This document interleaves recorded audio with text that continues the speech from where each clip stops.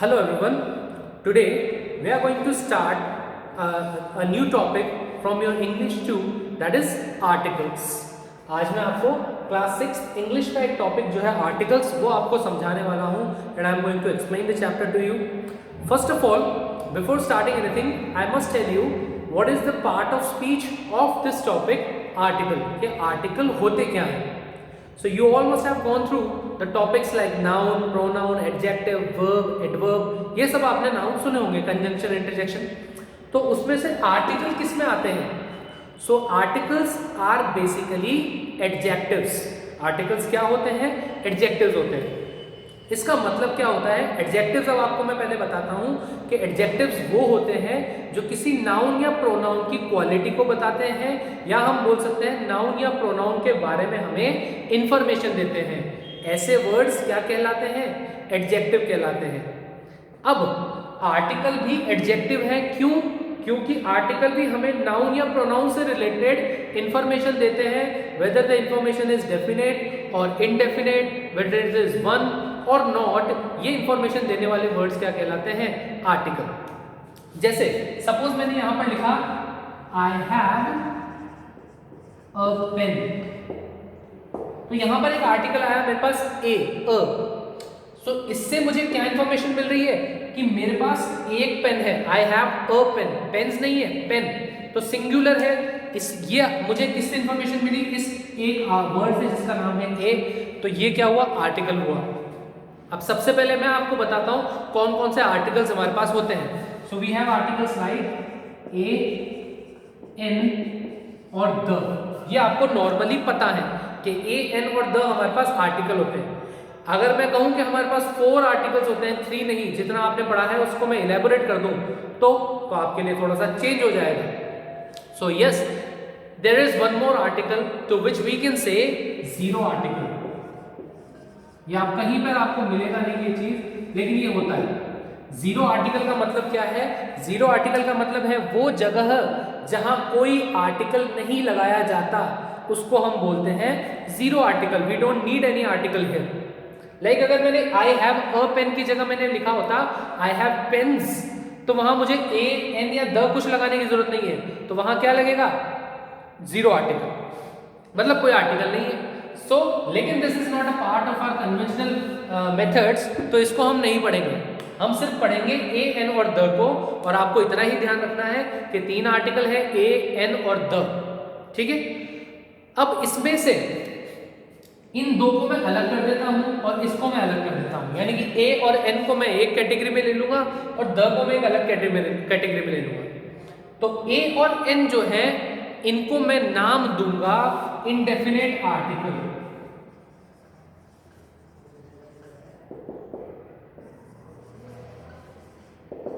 और इस वाले को मैं नाम दूंगा द को डेफिनाइट आर्टिकल.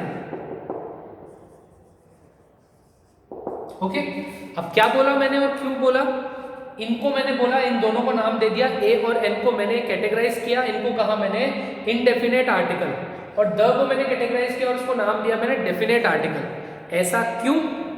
सबसे पहले जो भी वर्ड होता है उसके मीनिंग को समझते हैं. तो डेफिनेट वर्ड का मतलब होता है कोई भी इंफॉर्मेशन की श्योरिटी, यानी कि जो भी मेरे पास इंफॉर्मेशन है वो डेफिनेट हो. तो उस डेफिनेट इंफॉर्मेशन के केस में मैं यूज करूंगा आर्टिकल द. और अगर मेरे पास जो इंफॉर्मेशन है वो डेफिनेट नहीं है, मेरे पास एक जनरल इंफॉर्मेशन है जो किसी पे भी अप्लाई हो सकती है, तो वो इंफॉर्मेशन क्या हो गई? इनडेफिनेट, जो पक्की नहीं है, श्योर नहीं है. तो उसको मैंने बोल दिया, वहां पर वो उनको मैं किससे डिफाइन करूंगा? इनडेफिनेट आर्टिकल से. Is that clear? Now let us see कि ए, एन को हम इनडेफिनेट इसलिए बोलते हैं. एक एग्जांपल देता हूं मैंने यहां लिखा I saw a car going from road.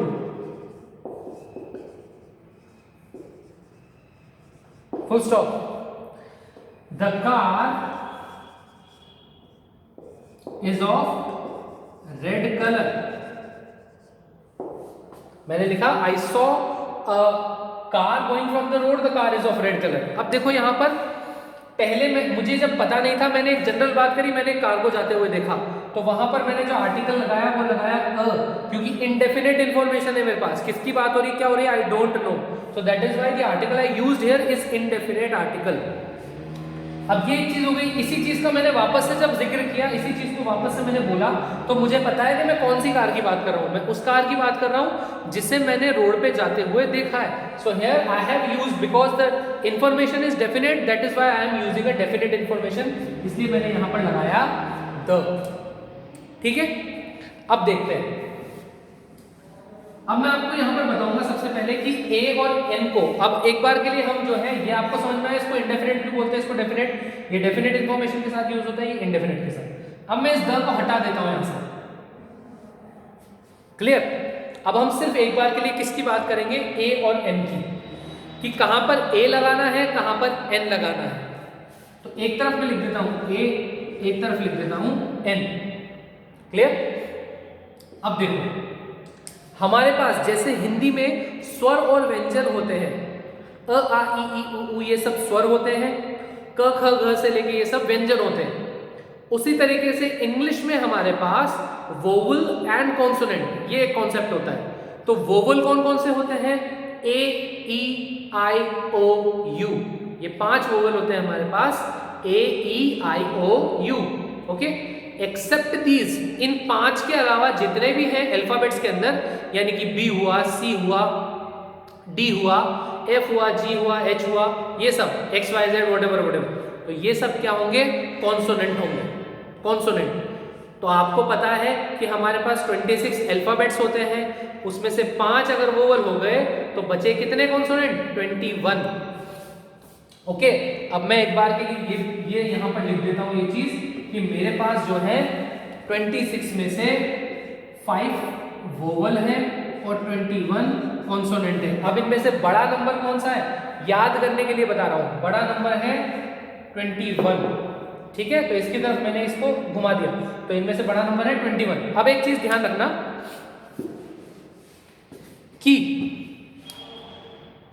आपने जितनी भी इंग्लिश पढ़ी है, व्हाटएवर इन द बुक्स और वेयरएवर, तो उसमें आपको ए का यूज ज्यादा दिखेगा, क्योंकि ए कहां लगता है, जहां कॉन्सोनेंट का साउंड होता है, sound I am talking about, ठीक है। क्योंकि कॉन्सोनेंट 21 है, ज्यादा यूज होते हैं, तो हम ए लगाएंगे विद साउंड ऑफ कॉन्सोनेंट। देखो इसको यहां लिख रहा हूं, विद साउंड ऑफ कॉन्सोनेंट, और एन लगाएंगे विद साउंड ऑफ वोवल। ये आपको ध्यान रखना है, ठीक है। ए लगता है with sound of consonant, an लगता है with the sound of vowel. जैसे कि सपोज अगर मैं आपको बोलूं, मैं यहां पर लिखता हूं डैश कैट, तो क कैट, क साउंड आया क, तो यहां लगेगा अ कैट। अगर मैं बोलता हूं अम्ब्रेला, तो साउंड क्या रहा है, a, so I have an umbrella. A sound किसका साउंड आया, वोवल का साउंड आया, इसलिए क्या हो गया, एन लग गया। समझ में आई बात। तो जहां पर वोवल का साउंड होता है वहां पर हम एन लगाते हैं, जहां कॉन्सोनेंट का साउंड आता है वहां पर हम ए लगाते हैं। In the next video we will continue the usages of a and the. You just have to go through the video and go through your book, then you will be able to understand it very clearly. आप उसको बहुत अच्छे से समझ सकते हो। I hope आपको समझ में आया होगा। Thank you.